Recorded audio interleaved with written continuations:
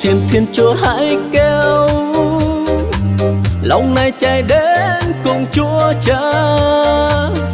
Cầu xin Thiên Chúa kéo gần hơn và cầm giữ con. Nguyện xin Thiên Chúa dẫn dắt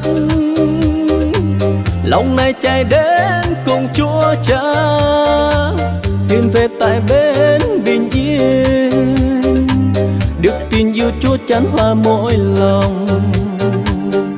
Con luôn vui thoa trong Ngài, con luôn vui thoa trong Ngài, con luôn vui thoa trong Ngài, ngập tràn thoa vui.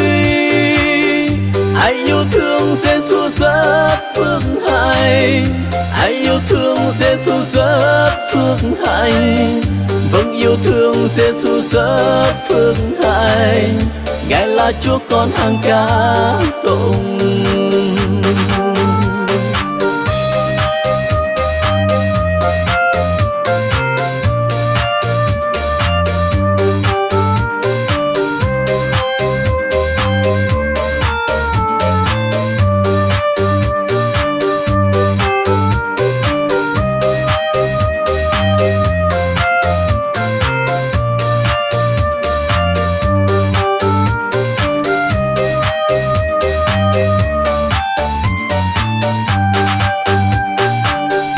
Kau kekwa yang tui be,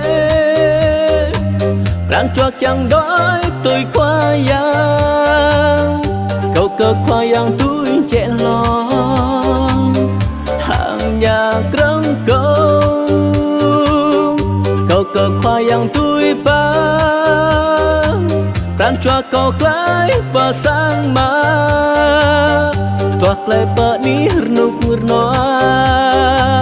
Tlai khắp khoa yam cấp rim pran chua.